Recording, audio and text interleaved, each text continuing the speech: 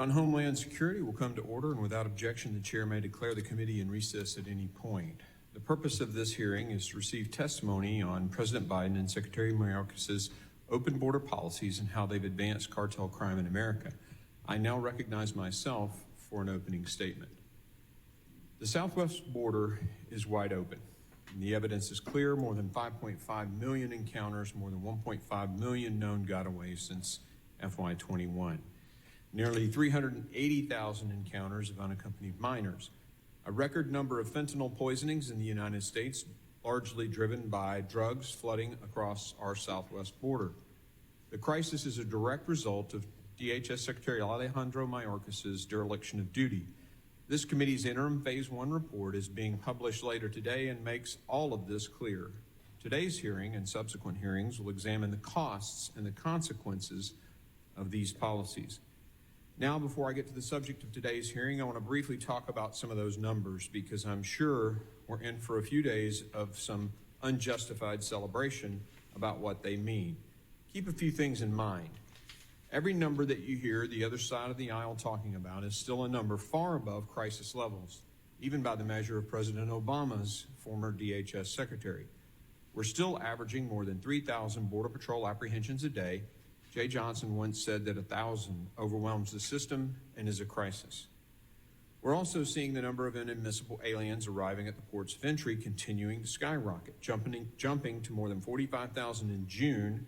Encounters at the ports this fiscal year already exceed last year's by more than 100,000. Last June, they were around 15,000 and 10,000 the year before that. Why the change? Well, because tens of thousands of inadmissible aliens are taking advantage of Mayorkas's new parole programs and his illegitimate CBP-1 policy, accepting his offer of no questions asked release into the United States. More than 170,000 people have used the CBP-1 app to schedule an appointment since January alone, 170,000. And the OFO numbers aren't even being released by the administration. Everyone in this room knows these individuals have no lawful basis to enter the country. Everyone also knows that Mayorkas is playing a massive shell game by shifting encounters between the ports of entry to the ports of entry, again, not disclosing the OFO numbers. The outcome, tens of thousands of inadmissible aliens entering Customs and Border Patrol and being released into the country. It's the same. Let's just be honest about that simple fact. Further, Secretary Mayorkas' insistence that this is legal is a lie. Mass parole is against the laws passed by previous Congresses. And as we're going to talk about today, the humanitarian costs of the Secretary's policies are still horrific. The people flooding to our border, whether between the ports or at them, are still having to put themselves in the hands of the cartels, paying hundreds or thousands of dollars to get to the border, no matter where they cross. The cartels are still raking in the profits, and migrants are still being smuggled, trafficked, and abused. Our focus today is on the Mexican drug cartels and how they're running wild under Secretary Mayorkas's policies. One thing is clear: the cartels have seized control of our border. These organizations are the most vicious, evil organizations in the Western Hemisphere. What you will hear today from our witnesses will lay that out in eye-opening detail. As you listen, these groups are whom Mayorkas has turned our border over to. What is unprecedented is the level of control these evil organizations now exert at both our southwest border and in the interior of our country. The boldness with which they operate in open defiance of law enforcement and the profits they are raking in. Both Americans as well as migrants are suffering from their wrath. It is virtually impossible to cross the southwest border without first paying the cartels. People are killed simply for trying to do so. While Secretary Mayorkas's policies have pulled thousands of Border Patrol agents off the line to process and release these aliens into the interior as quickly as possible, this is not the work they signed up to do. And the former chief of the Border Patrol recently told us has made many agents feel like smugglers themselves. Their words, not ours. Cartels purposely overwhelm Border Patrol agents with illegal crossers in one area as a distraction so they can smuggle other aliens or drugs across in the areas just vacated by those agents. Amazingly, Secretary Mayorkas admitted to the Senate under oath in March that he was not aware of this strategy. Meanwhile, his Attorney General did know the tactic used by the cartels. Unbelievable. Business is so good that the cartels have devised a complex system for the massive number of people trying to illegally cross the southwest border.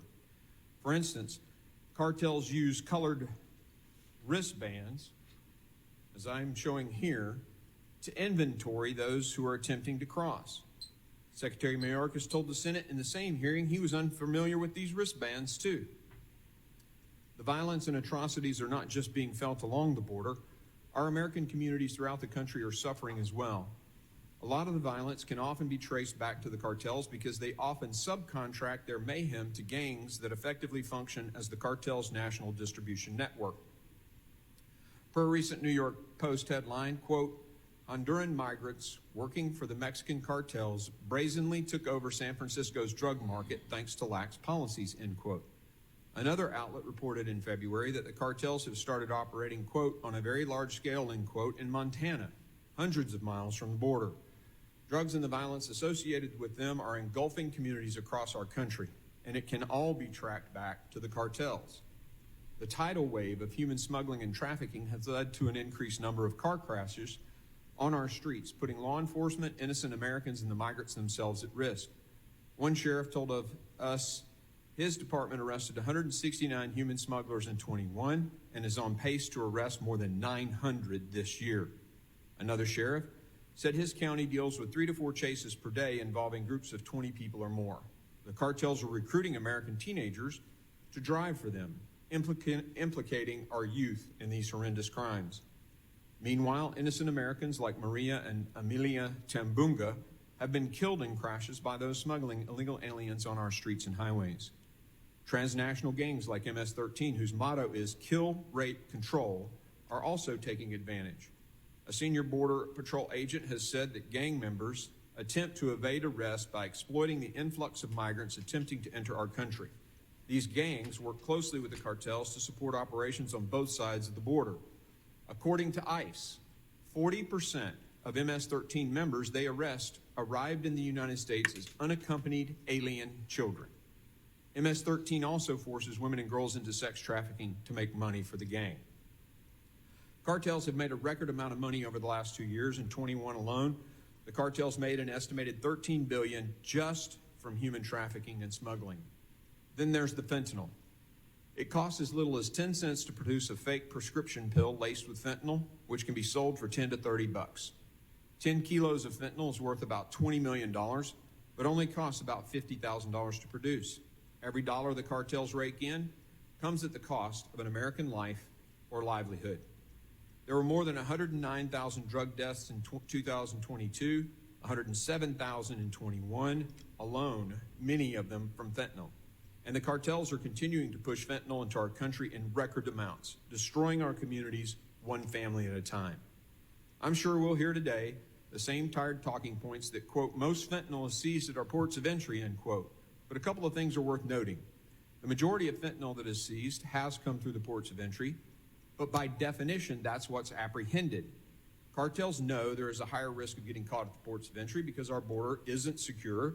We don't know how much cartels are using unguarded entry points to smuggle drugs. My friends on the other side of the aisle won't tell you that while CBP reports the majority of drugs like fentanyl are seized at ports, they have also said they believe they only catch 5 to 10% of what's coming through, either at or between the ports. So that puts it into perspective. And finally, the amount of fentanyl being seized between the ports is increasing. In March, seizures were up 100% from the previous year, according to former Chief Raul Ortiz, and that's just what's being caught. As I said earlier, migrants are also victims of cartel atrocities. Once individuals are smuggled into the United States, the cartels often continue to extort, and use them. According to Mayorkas' own department, there has been an increase in, quote, alternative forms of payment in exchange for passage, including migrants being required to participate in smuggling controlled substances or other illicit items across the border, or to work off those debts through criminal activity after they arrive in the United States, end quote. As many as 60% of unaccompanied minors are kidnapped and exploited by the cartels. Other migrants are sexually abused and assaulted. One victim told the New York Times, "You have to pay with your body," end quote. And some are even forced to allow their children to be abused. I can't imagine anything worse. Secretary Mayorkas and President Biden's policies have encouraged record numbers of people to make the journey to the southwest border.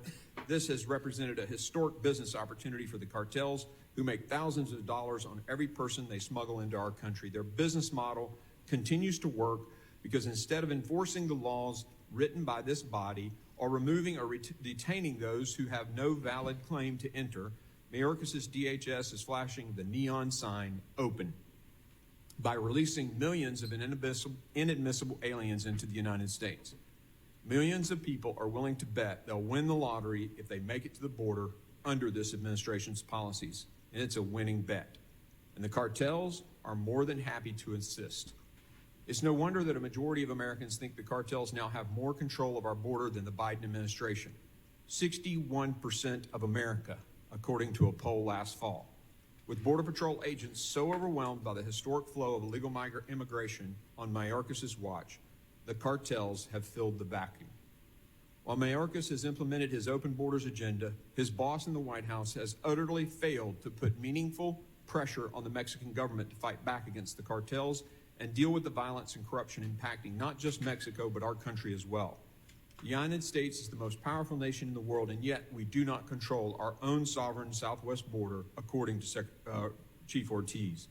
If that's not evidence of Mayorkas' failures, I don't know what is. I now recognize the ranking member, the gentleman from Mississippi, Mr. Thompson, for his opening statement. Thank you very much.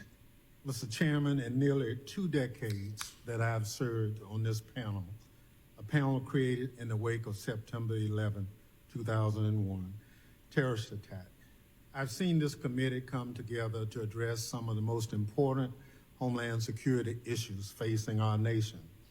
From supporting the establishment of the Department of Homeland Security in its early days to implementing the recommendations of the 9/11 Commission, and more recently, enacting significant cyber security legislation, this panel has built a record of bipartisanship in service to Homeland Security. But over the past 7 months, the character of the Homeland Security Committee has fundamentally changed from a bipartisan, solutions-focused committee to a platform for the most extreme mega schemes. To be honest, I'm embarrassed for the Republican majority, wasting the committee's time on so-called investigations. This entire endeavor is nothing more than a political stunt, hatched in back rooms so extreme mega Republicans can exert power over the Speaker. Today's hearing is yet another stunt to appease that crowd who are demanding the impeachment of someone, anyone at all.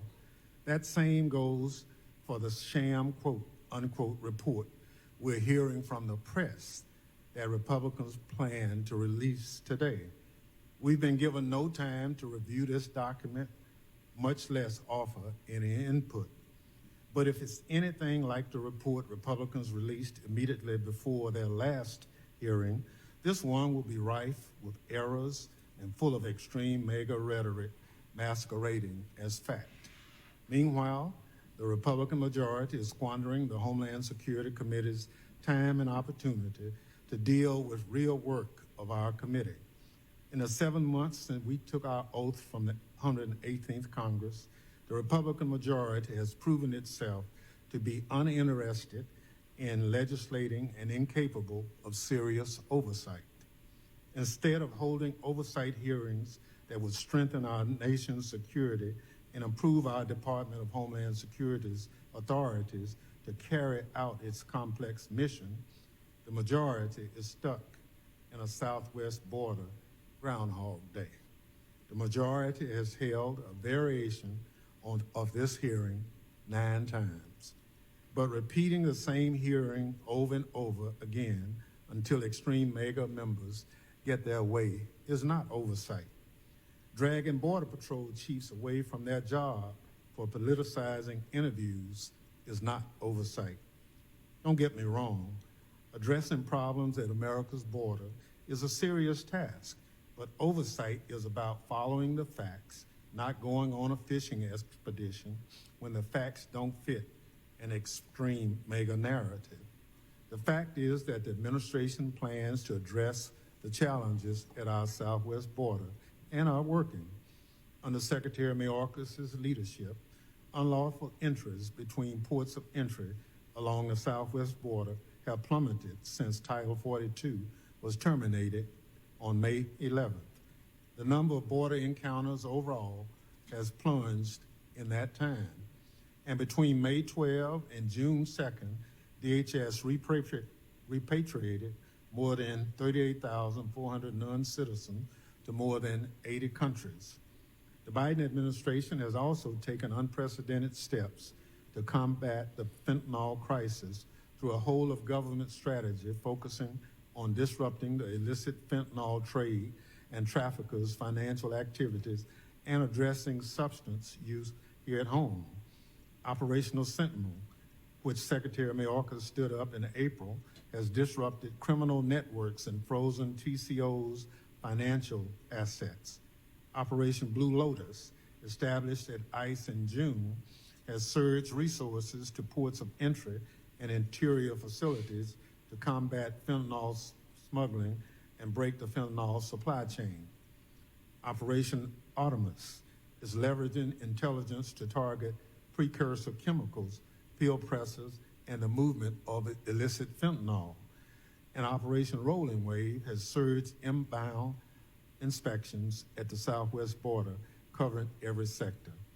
As recently named Border Patrol Chief Jason Owens said in a transcribed interview on May 5th, we have a very robust targeted enforcement effort where we work hand in hand with our investigative partners to actively disrupt, degrade, and dismantle those networks and those pipelines that are the smugglers.